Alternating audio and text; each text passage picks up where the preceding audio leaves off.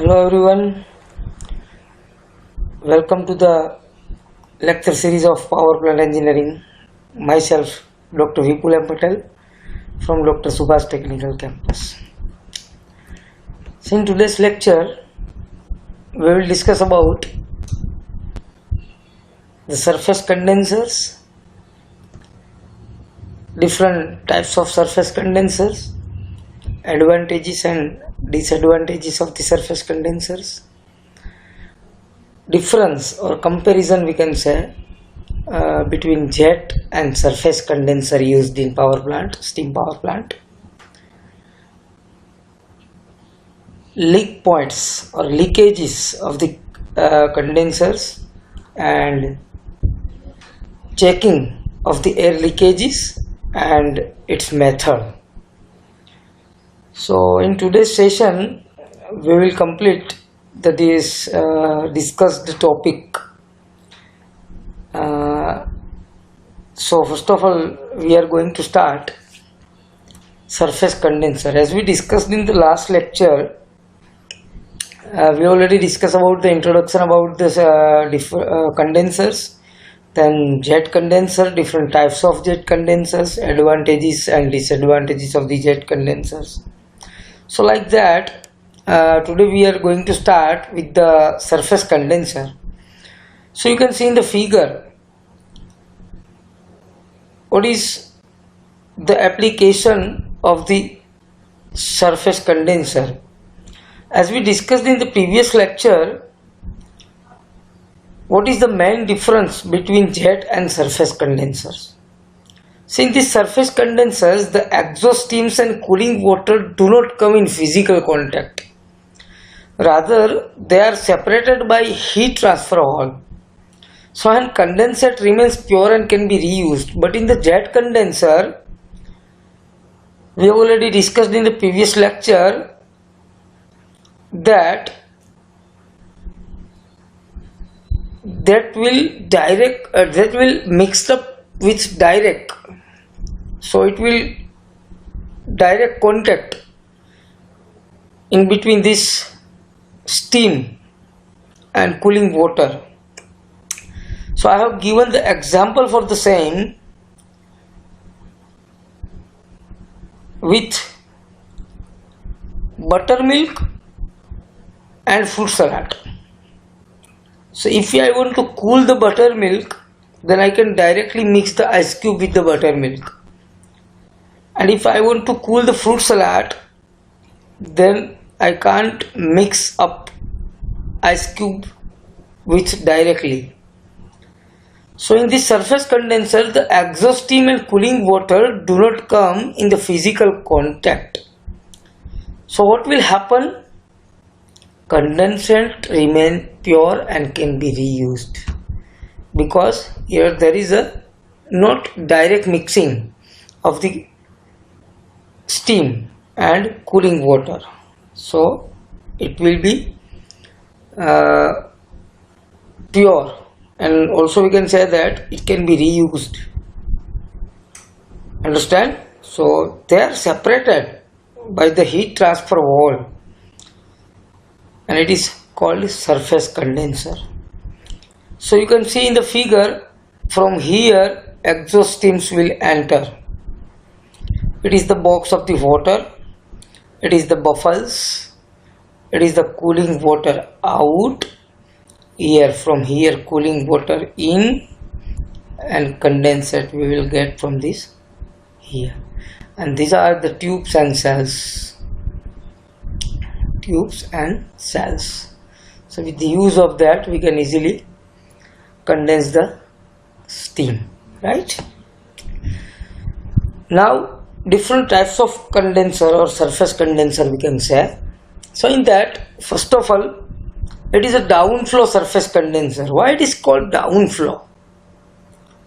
Because exhaust steam enter the top of the condenser cells and flow downward over the water tubes. That's why it is called downflow surface condensers. In this type of surface condenser, water tubes are double passed and the cold water flows in the lower side first and then in upper side in the reverse directions, which enables the maximum heat transfers. From here, exhaust steam enters the top of the condensers. These are the tubes. Air cooling section, this is the buffers as we seen in the previous slide. Air extraction pump. So with the use of this extraction pump, we can easily collect the air. And condensate extraction pump. So with the use of that pump, we can extract the condensate, which we will get with the use of this condenser, right? So in this reverse direction also we can able to flow the cold water. So what does it mean? So with the use of that we can get the maximum heat transfer, and then also which enables the maximum heat transfer. So with the use of that we can get maximum condensate with the use of this type of downflow surface condensers. Another type is central flow surface condenser. So I hope you understand with the use of this figure what is the difference between downflow and central flow. This is the main difference. From here we will get the condensate. From here we will get the condensate. From here it is to air extraction pump from the center. Exhaust steam, the way of the exhaust steam is also same in the central flow. But the condensate is collected at the bottom of the cell from where it is taken out by the condensate extraction pump, but the steam gets access to the entire periphery of the tubes and thus a large surface area of the heat transfer is available. How can we say? As compared to the downflow surface condenser, right? That's why it is called central flow surface condenser. So it is also one of the important condensers, and where we can use it in also steam power plant, right?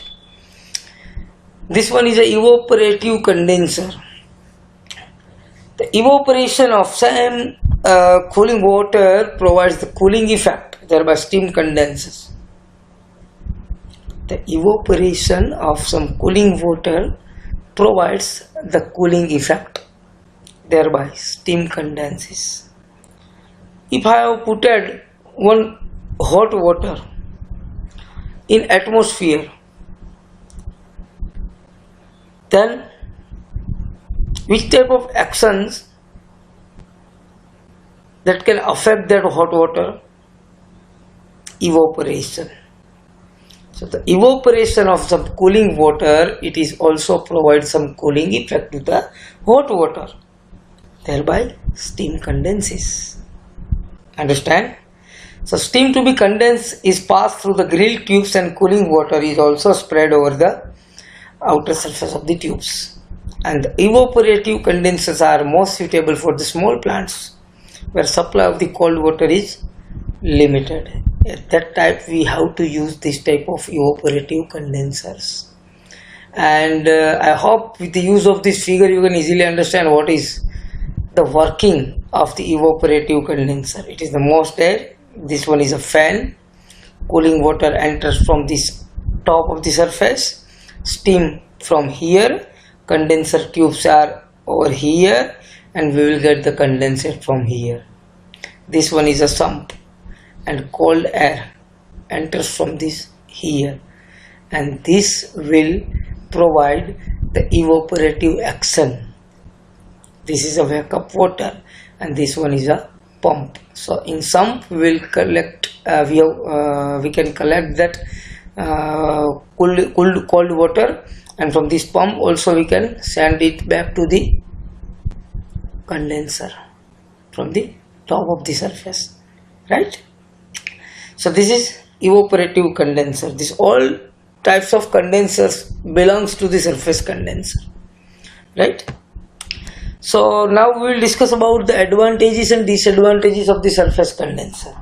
As we seen in the previous lecture, advantages and disadvantages of the jet condenser. So today we are going to discuss about the advantages and disadvantages of the surface condenser. So first of all, advantages: the vacuum efficiency is high because of the example I have given to you, buttermilk and fruit salad. Second advantage is also belong to this pure condensate because it will not contact directly as we discussed in the jet condenser. Low quality cooling water can be used because not mixed up together directly. It allows the expansion of the steam through a high pressure ratio. The reason is same: expansion of the steam through the high pressure ratio. It allows which surface condenser. Now disadvantage is large amount of water is required.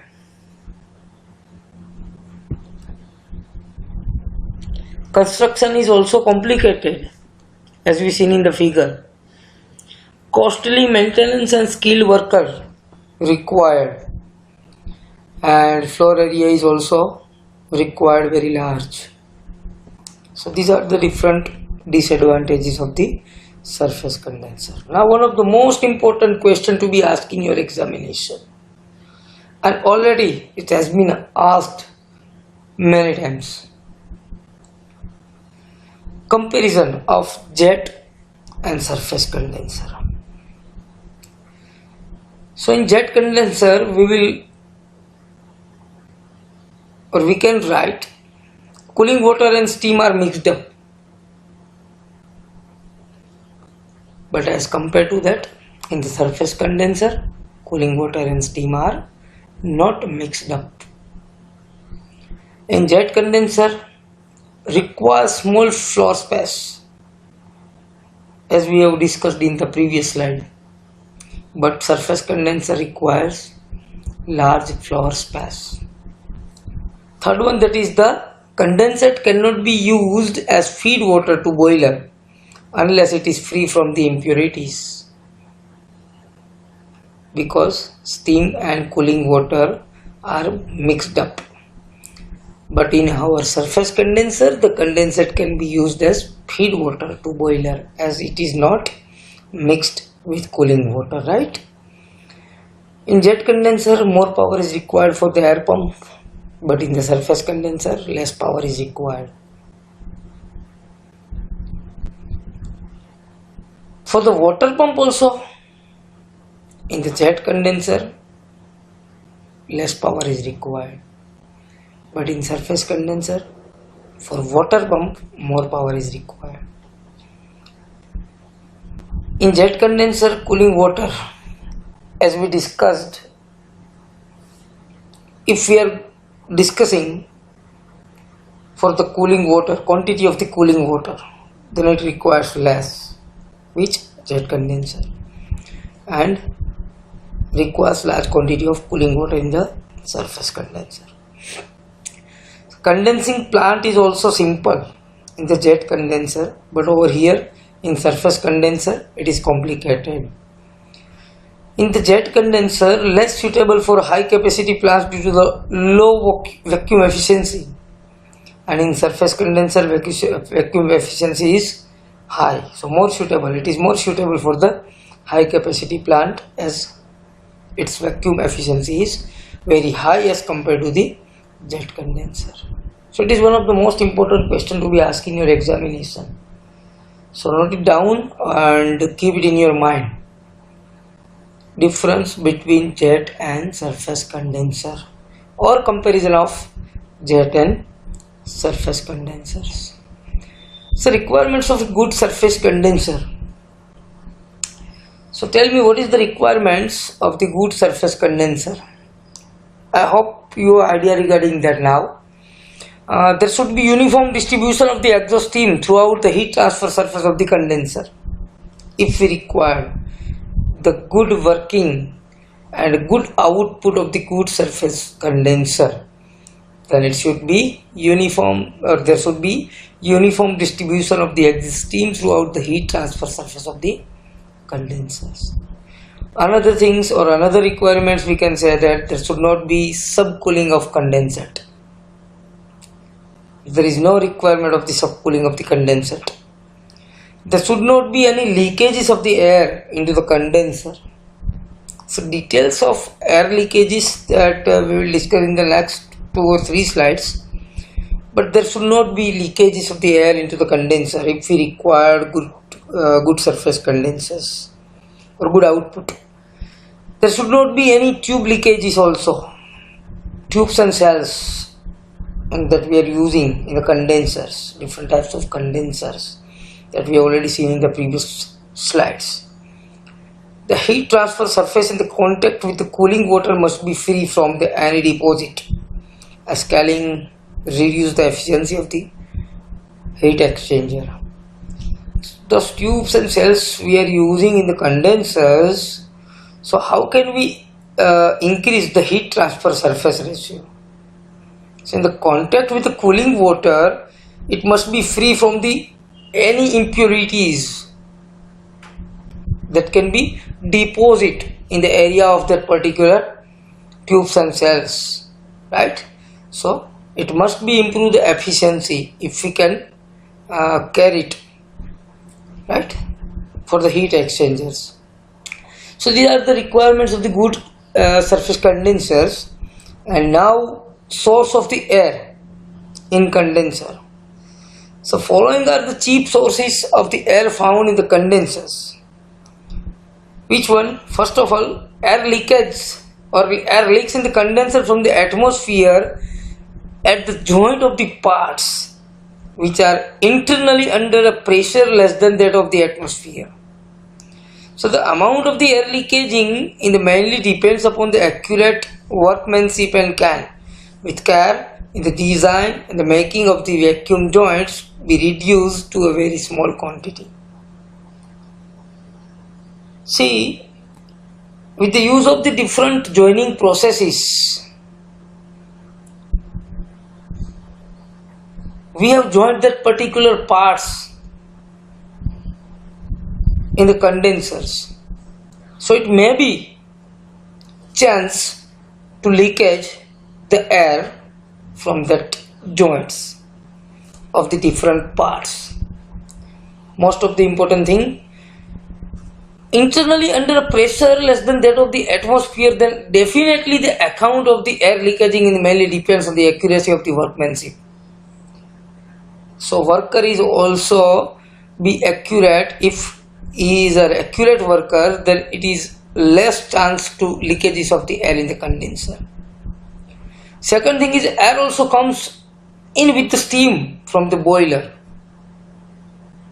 Air will also come in the steam from the boiler, into which it enters dissolved feed water. The amount of air coming depends upon the treatment of the feed water receives before it enters the boiler. The air entering through the source is relatively small.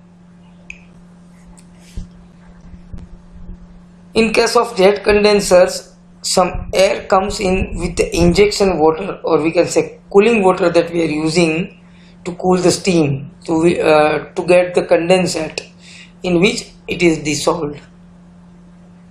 So these are the sources of the air in the condenser, but these are the different leakage points. Expansion joints in the condenser, vacuum breaker over here, main waste seal, CEP seals, or we can say joint of the different parts, valve steam, valve mechanism, instrument connections, turbine shaft seals and turbine burst disc. So in the surface condensers of well designed and properly maintained steam turbine plants, the amount of air entering in the condenser is about 5 kg. What 5 kg? 5 kg per 10,000 kg of the steam, near about. With reciprocating steam engines, the air entering is about to 15 kg per 10,000 kg of the steam. In case of the jet condensers, the amount of the air dissolved in the injection water is about to 0 to 5 kg per 10,000 kg of the water. Now these are the live location of the leak points. As we have discussed in the previous slide, this is the burst disk, turbine burst disk, this one, this all. So this is the live location of the air leakages. It may chance. This is the shaft seals. Crack weld. If our welding is cracked, then it may chance to leakages of the air, right? And this one is the plugged connection over here. See, there are the live location of the leak points. How to check the air leakages in the condenser? See, in order to check, the following procedure is adopted. First of all, keep the plant running until the temperature and pressure condition are steady in the condenser. जब तक अपना temperature and pressure condenser की अंदर steady नहीं हो जाता, तब तक अपन को प्लांट को रनिंग रखना है. और second thing, the steam condenser be isolated by shutting off steam and simultaneously closing the condenser and air extraction pump. और बाद में हमें स्टीम कंडेंसर को आइसोलेट करके शटिंग ऑफ कैसे इसको ऑफ करना है, और steam and simultaneously closing the condenser, दोनों के एक्सट्रैक्शन पंप, जो एयर एक्सट्रैक्शन पंप हम यूज कर रहे हैं, उसको हमें बंद करना है. ठीक है, this is the procedure first of all. Then in case there is a leakage, then the reading of the vacuum gauge and thermometer will record a fall. तब तक जब वैक्यूम गेज और थर्मोमीटर का रीडिंग फॉल नहीं हो जाता, तब तक हमें ये चेक करना है. If it will fall, then it may chance to the leakages. So in this leakages, how can we check the source of the air leakages? So these are the different three methods. Three methods are used to check the source of the air leakages. First method is put the effect of steam condenser under the air pressure and note its effect on soap water at the points where infiltration is likely to occur. हमें वहां पे जहां पे हमें leakage की आशंका है, वहां पे हमें सोप वाटर मीन्स साबु का पानी रखना है उसी पॉइंट पे. इफ वहां पे इन्फिल्ट्रेशंस दिख रहा है, then there is a chances of leakages of air. Second method is put the peppermint oil. जैसे हमें ये सोप वाटर यूज किया, वैसे ही हमें पिपरमेंट ऑयल यूज करना है ऑन द सस्पेक्टेड जॉइंट्स, जहां पे हमें आशंका है कि यहाँ से एयर लीकेजेस हो सकता है. And make a check on this peppermint odour in the discharge of the air ejector. हमें वहीं तुरंत पता चल जाएगा कि यहाँ से एयर लीकेज है.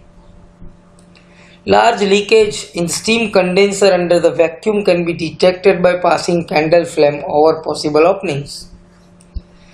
तीसरा रास्ता है, third way to check the air leakages is under the vacuum can be detected by passing a candle flame. मोमबत्ती जला के वहां से हमें उसे पास करनी है. Passing the candle flame over the possible openings, जहां आपको आशंका है किसकी, एयर लीकेजेस की. These are the effects of the air leakages. If there may be air leakages in the condenser, then what will happen? It increase the back pressure on the turbine. So with the effect of that steam, with the effect of that, there is a less enthalpy drop and low thermal efficiency of the plant. उसकी efficiency को down करेगा. Second thing is the pressure of air in the condensers lowers the partial pressure of the steam will condense at lower temperature, and that will require greater amount of the cooling water. Simple. Partial pressure that we will discuss in the Dalton's partial pressure law in deep, but over here only try to understand that the pressure of the air in the condenser, the lower the partial pressure of the steam will condense at the lower temperature. So अगर lower temperature पे वो condense होती है, and then that will require a great amount of cooling water. So cooling water की हमें ज़्यादा ज़रूरत लगेगी. So it is also one of the effect of the air leakages. Third one, that is it reduce the rate of the condensation of the steam. Steam का condensation होने का rate वो reduce करेगा because air having poor thermal conductivity compared to the cooling water. So air के पास poor thermal conductivity होती है that reduce the overall heat transfer from the steam and air mixture. Next one, that is the pressure of the air in the condenser increase the corrosive action. अगर हमारे पास metal है, वो metal हम atmosphere के contact में उसे आने नहीं देते हैं, देन कोरोसिव एक्शन नहीं होगा. अगर वो मेटल, अगर वो लोहा हम एटमॉस्फेयर के कांटेक्ट में रखते हैं तो वहां कोरोसिव एक्शन प्रोड्यूस होगा. सो उसके हिसाब से वियर एंटर करेगा. Right. So this are the effects of the air leakages. From the next lecture, we will discuss about the Dalton's partial pressure law. So today is enough. Again, we will meet in the next lecture, next video with Dalton partial pressure law. Thank you very much. Thank you all.